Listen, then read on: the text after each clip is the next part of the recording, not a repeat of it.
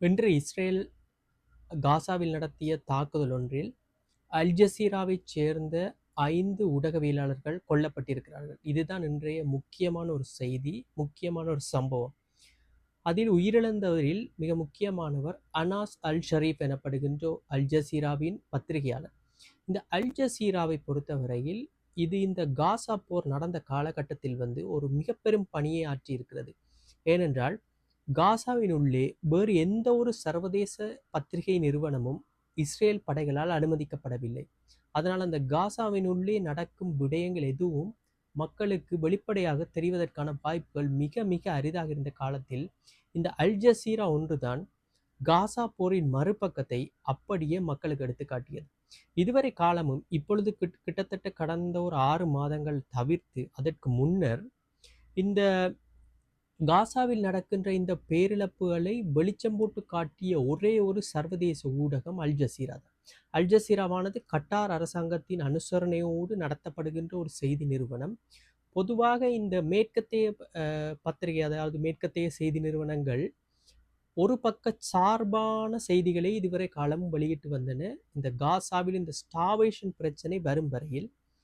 ஆனால் அன்று தொடக்கம் இன்று வரை, அதாவது அக்டோபர் 2023ஆம் ஆண்டிலிருந்து இன்று வரை காசாவினுள் நடக்கின்ற முழு பிரச்சனைகளையும், அங்கு எவ்வாறு உயிரிழப்புகள் நடக்கின்றன, என்னென்ன அநியாயங்கள் நடக்கின்றன என்பதை அல் ஜசீரா தான் உலகத்துக்கு வெளிச்சம் போட்டு காட்டியது. அதிலே மிக பிரதானமானவர் தான் இந்த அனாஸ் அல் ஷரீப். இவர் என்ன சொல்வது, இவர் கடந்த காலங்களில் ராய்ட்டர்ஸில் வேலை செய்திருந்தவர். 2024ஆம் ஆண்டு ராய்ட்டர்ஸினால் இவருக்கு ஒரு சிறந்த ஒரு புகைப்படத்திற்கான ஒரு விருதும் வழங்கப்பட்டிருந்தது. ஆனால் இஸ்ரேலின் இன்றைய தாக்குதல் நடந்திருக்கும் இடமானது அல் ஷிபா வைத்தியசாலைக்கு அருகிலே ஒரு டென்ட் அமைக்கப்பட்டு தங்கியிருந்த இவர்கள் மீது இஸ்ரேல் தாக்குதல் நடத்தியிருக்கிறது. அதை இஸ்ரேலும் உறுதி செய்திருக்கிறது. அதாவது இஸ்ரேல் கூறியிருக்கும் விடயம் என்னவென்றால், அதுதான் சற்று வேடிக்கையானது. இவர் இந்த அனாஸ் அல் ஷரீப் என்பவர் ஹமாஸ் இயக்கத்துடன் தொடர்புடையவர் என்றும், இவர் ஹமாஸின் ராக்கெட் தாக்குதல், அதாவது இஸ்ரேல் மீதான ராக்கெட் தாக்குதல் ஒன்றை நடத்தியதற்கான பிரதான சூத்திரதாரி என்றும் குறிப்பிட்டு தான் அவரை தாங்கள் இலக்கு வைத்தே கொன்றதாக இஸ்ரேல் பகிரங்கமாக ஒத்துக்கொண்டிருக்கிறது. என்ன சொல்லுவதென்றால், பத்திரிகையாளர்களை கொன்றதை பற்றி எந்தவித தயக்கமோ ஒரு மன்னிப்போ ஒரு இரங்கலோ இல்லாமல் தாங்கள் ஒரு பயங்கரவாதியைத்தான் கொண்டிருக்கிறோம் என்று இஸ்ரேல் பகிரங்கமாக அறிவித்திருக்கிறது. அவரது பேக்ரவுண்ட், அதாவது இஸ்ரேல் இதற்கு குறிப்பிட்ட சான்றுகளாக ஒரு 2-3 ஸ்ப்ரெட்ஷீட்டை காட்டி, இதுதான் அவருக்கு ஹமாஸிலிருந்து வழங்கப்பட்ட பணத்தொகை, அது இது என்று சொல்லி சில தரவுகளை காட்டுகிறது. ஆனால் எந்த ஒரு சர்வதேச ஊடகமும் அதை உறுதிப்படுத்த முடியாமல் இருக்கின்றது. அதாவது அவர்கள் கூறுவது உண்மையோ பொய்யோ. ஆனால் இந்த அனாஸ் அல் ஷரீப் என்பவர் இஸ்ரேல் நடத்துகின்ற அனைத்து தாக்குதலையும், காசாவில் நடத்தப்பட்ட அனைத்து தாக்குதல்களையும் மிகவும் அருகாமையிலிருந்து நேரடியாக களத்திற்கு சென்று ரிப்போர்ட் செய்து, அதாவது அல் ஜசீரா மூலம் உலகத்துக்கு வெளிப்படுத்தி இந்த காசாவில் நடக்கின்ற இந்த பிரச்சனைகள் அனைத்தையும் உலகத்தை திரும்பி பார்க்க வைத்தவர் இந்த பத்திரிகையாளர். இவரை இஸ்ரேல் என்ன சொல்லுவது, இஸ்ரேல் படைகள் கடுமையாக ஒரு கடந்த சில இந்த அக்டோபர் 2023 போர் ஆரம்பித்த காலத்திலிருந்தே ஒரு டார்கெட்டில் வைத்திருக்கிறது. இவரை எப்போதாவது இவரை தீர்த்து கட்ட வேண்டும் என்ற ஒரு நிலையில் தான் வைத்திருந்தது. அதை அவரும் நன்கு அறிவார். இவர் கடந்த அண்மையால் சில காலங்களில் தனது உயிருக்கு ஆபத்து ஏற்படலாம், அவர் ஏற்பட்டால் அதற்கு இவர்கள் தான் பொறுப்பு, அப்படி எது நடந்தாலும் மக்களுக்கான பிரச்சனைகளை அனைவரும் எடுத்து கூற வேண்டும் என்பதிலே அவர் கண்ணும் கருத்துமாக இருந்திருக்கிறார். அது மட்டுமில்லாமல் தான் எப்பொழுது வேணாமலும் மரணிக்கப்படலாம், அதனால் தான் இறந்த பின்பு தனது இறுதி சாசனத்தை மக்களுக்கு தெரியப்படுத்த வேண்டும் என்று சொல்லி ஒரு தனது இறுதி அறிக்கையை கூட அவர் தயார் செய்து வைத்திருந்தார். அது இப்பொழுது அவருடைய ஒஃபிஷியல் ட்விட்டர் பக்கத்திலே அவர் இறக்கமுண்டு வேண்டிக் கொண்ட வேண்டுகோளுக்கு அது பதிவேற்றப்பட்டிருக்கின்றது. இந்த தாக்குதலை உலகத்தில் பல நாடுகள் கண்டித்திருக்கின்றன. குறிப்பாக கட்டார் அரசு பிரைம் மினிஸ்டர் இதை ஒரு கடுமையான தாக்குதல் என்றும், இது ஒரு மனித குலத்துக்கு எதிரான ஒரு விடயம் என்றும் சொல்லி குறிப்பிட்டிருக்கின்றார். ஆனால் இவரை இந்த நேரத்தில் இப்படி கொலை செய்வதற்காக அல்லது தாக்குதல் நடத்தி கொள்வதற்கான காரணம் என்னவென்று தேடி பார்க்கும் பொழுது, நேற்று தான் இஸ்ரேல் பிரதமர் நெட்டன்யாகு ஒரு சர்வதேச ஊடகங்களை அழைத்து ஒரு பத்திரிகையாளர் மாநாடு நடத்தி ஒரு விளக்கம் கொடுத்திருந்தார். தனது காசாவிற்கான டேக் ஓவர் பிளான் என்னவென்று சொல்லி அதிலே அவர் குறிப்பிட்டிருந்த விடயமானது, அடுத்த 2-3 வாரங்களுக்குள் முழு காசாவையும் இஸ்ரேல் தனது கட்டுப்பாட்டுக்குள் கொண்டு வந்துவிடும் என்று, அதாவது பலத்த தாக்குதல்கள் மூலம் இந்த கட்டுப்பாட்டுக்கு கொண்டு வரப்படும் என்பதுதான் அதன் மறைமுகமான அர்த்தம். ஸோ இப்படி ஒன்று நடக்கும்போது அங்கு மிகப்பெரிய ஒரு மனித பேரவலம் நடக்கும். அதை உலகத்துக்கு வெளிச்சம் காட்டிவிடக் கூடாது. ஏற்கனவே இஸ்ரேலின் நட்பெயர் கடுமையாக பாதிக்கப்பட்டிருக்கிறது.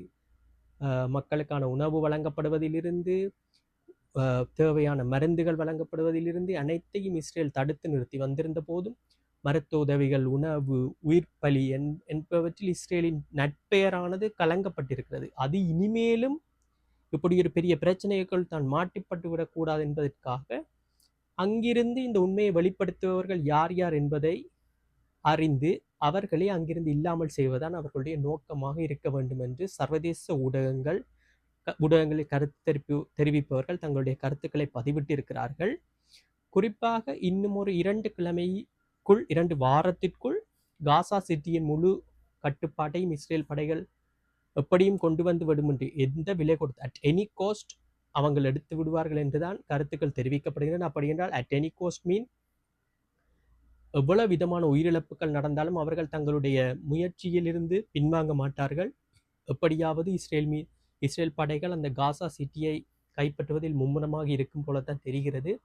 ஸோ இந்த தாக்குதலானது என்ன சொல்வது, ஹமாஸ் தான் இப்பொழுது இந்த காசாவின் என்ன சொல்வது ஒரு உத்தியோகபூர்வமான அரசாங்கம். அவர்கள் தெரிவு செய்யப்பட்டது ஹமாஸ் தான். அந்த அரசாங்கத்தின் செய்தி அறிக்கையில் தெரிவிக்கப்பட்டிருக்க இதுவரை காலமும் 286 ஜேர்னலிஸ்ட், பத்திரிகையாளர்கள், ஊடகவியலாளர்கள் இஸ்ரேல் படைகளால் கொல்லப்பட்டிருக்கிறார்கள் இந்த 2023 பின்னர். அது தவிர ஒரு நடுநிலையான ஒரு அமைப்பு ஒன்று குறிப்பிட்டிருக்கின்றது. 180க்கு அதிகமான பத்திரிகையாளர்கள் கொல்லப்பட்டிருக்க கூடும் என்று தெரிவிக்கின்றது. உலகத்திலே பத்திரிகையாளர்கள் வாழ்வதற்கு, பத்திரிகையாளர்கள் செயற்படுவதற்கு கடுமையாக உள்ள நாடுகளில் 2ஆம் இடத்தை இந்த ஆக்கியுபைட் பலஸ்தீன், அதாவது காசா மற்றும் வெஸ்ட் பேங்கில் உள்ள ஆக்கியுபைட் பிரதேசங்கள் காணப்படுகின்றன. ஸோ இந்த இறந்த 5 பேருக்கும் என்ன சொல்வது, அல் ஜசீராவில் ஒரு மௌன அஞ்சலி செலுத்தப்பட்டு அனைவரும் ஒரு பிரார்த்தனைகளை தெரிவித்திருக்கிறார்கள். இது என்ன சொல்வது, ஒரு ஊடக சுதந்திரத்திற்கு விடுக்கப்பட்ட ஒரு கடுமையான ஒரு எச்சரிக்கை, ஒரு அச்சுறுத்தல் என்றுதான் சொல்ல வேண்டும். அமெரிக்க ஜனாதிபதி டொனால்ட் ட்ரம்ப் ரஷ்ய அதிபர் விளாடிமிர் புட்டினை அலஸ்காவில் இந்த வெள்ளிக்கிழமை சந்திக்கின்றார். இது ஒரு மிக முக்கியமான ஒரு சந்திப்பு உலகத்தின். ஏனென்றால் ரஷ்யாவுக்கும் உக்ரைனுக்குமான போர் ஆரம்பித்ததிலிருந்து மேற்கத்தைய தலைவர் ஒருவரை ரஷ்ய அதிபர் சந்திப்பது இதுதான் முதல் முறை. ஒரு என்ன சொல்வது, ஒரு கடுமையான ஒரு சந்திப்பு. இந்த சந்திப்பில் ஏதாவது ஒரு தீர்வு கிடைக்கப்படும் என்று தெரிகிறது. ஆனால் இந்த சந்திப்பிற்கு உக்ரைன் அதிபர் ஜெலன்ஸ்கிக்கு அழைப்பு விடுக்கப்படவில்லை. அவர் தானும் வந்திருந்தால் நன்றாக இருந்திருக்கும் என்று தன் ஆதங்கத்தை தெரிவித்திருக்கிறார் உக்ரைன் அதிபர். நேட்டோ மற்றும் ஐரோப்பிய யூனியன் நாடுகளும் அதைத்தான் அப்படியே தெரிவித்திருக்கின்றனர். அதாவது உக்ரைனுக்கும் ஒரு பங்கு வழங்கப்பட்டிருக்க வேண்டும் இந்த பேச்சுவார்த்தை என்று. இது ஒரு பைலேட்டரல் பேச்சுவார்த்தை. அது அமெரிக்காவுக்கும் மீடியேட்டருக்கும் ரஷ்யாவுக்கும் இடையில் நடக்கப்படும் பேச்சுவார்த்தை போலத்தான் தெரிகிறது. அமெரிக்க அதிபர் குறிப்பிட்டிருக்கின்றார், இந்த பேச்சுவார்த்தையில் சில விட்டுக்கொடுப்புகளுக்கு இரு நாடுகளும் வர வேண்டி வரலாம். குறிப்பாக உக்ரைன் சில பிரதேசங்களை ரஷ்யாவிற்கு கையளிக்கக்கூடிய நிலையும் வரலாம் என்று தெரிவித்திருக்கின்றார். இதை உக்ரைன் கடுமையாக எதிர்த்திருக்கிறது. ஏனென்றால் தன்னுடைய பிராந்தியத்திற்காகத்தான் உக்ரைன் இதுவரை காலமும் போராடி இருக்கின்றது, அதை விட்டு கொடுப்பதற்காக அல்ல. டொனால்ட் ட்ரம்பின் இந்த பேச்சானது கொஞ்சம் ஒரு அதிருப்தி நிலை ஏற்படுத்தியிருக்கின்றது. ஆனால் ஜெர்மன் மற்றும் அனைத்து மற்ற யூரோப் நாடுகள் கொஞ்சம் இதை உன்னிப்பாக கவனித்து வருகின்றன. இது என்ன நிலையில் போக போகிறது என்றால், ட்ரம்ப்பும் புட்டினும் ஒரு என்ன சொல்வது, ஒரு நண்பர்கள் போலத்தான். ஆனால் இந்த பிரச்சனை அவர்களுக்கு இடையில் ஒரு விரிசலை ஏற்படுத்தி இருக்கின்றது. ஆனால் இது வரும் வெள்ளிக்கிழமை சரிவந்துவிடும் போலத்தான் தெரிகிறது. ட்ரம்ப் ஒரு முடிவில் தான் இருக்கிறார். அதாவது அமைதிக்கான நோபல் பரிசை தான் எப்படியும் பெற்றுவிட வேண்டும் என்பதில் ஒரு மும்முரமாக இருக்கிறார். அவரது முயற்சி இந்த முறை சாத்தியப்பட்டு விடும் போலத்தான் தெரிகிறது. ஏனென்றால் இதை தாண்டி இப்பொழுது ரஷ்யாவுக்கு ஒரு சார்பான ஒரு நிலையில் தான் அவர் செயற்படுவது போல தெரிகிறது. ஏனென்றால் உக்ரைன் தான் சில நிலப்பகுதிகளை ரஷ்யாவுக்கு விட்டு கொடுக்க வேண்டும் என்ற வகையில் அவர் கருத்துக்களை தெரிவித்திருக்கிறார். ஸோ அந்த வகையில் பார்க்கும் பொழுது அவருடைய தீர்மானம் ஒருதலை பட்சமாக இருக்குமா, அல்லது ஒரு என்ன சொல்வது மியூச்சுவல் அக்ரிமெண்டாக இருக்குமா, அல்லது நடுநிலையானதாக இருக்குமா என்பதை வெள்ளிக்கிழமை அந்த பேச்சுவார்த்தையின் பின் அவரது பேச்சு எப்படி இருக்கிறது என்பதை வைத்து நாங்கள் கண்டுபிடித்து கொண்டு விட முடியும். ஸோ அந்த வெள்ளிக்கிழமைக்கிடையில் இந்த 2-3 நாட்கள் செலன்ஸ்கி சில யூரோப்பியன் யூனியன் தலைவர்களை சந்திக்க இருக்கிறார். இன்று அவர் கனேடியன் பிரதமருடன் தொலைபேசியில் உரையாடி இருக்கிறார். அவர் மற்ற நாடுகளின் ஆதரவை ஒரு மாதிரி பெற்றுக்கொள்வதில் கொஞ்சம் மும்முரமாக இருக்கிறார் செலன்ஸ்கி. ஸோ பார்ப்போம் இது என்ன நடக்க போகிறது. வெள்ளிக்கிழமை ஒரு முக்கியமான தீர்க்கமான சந்திப்பு ஒன்று நடக்க இருக்கிறது.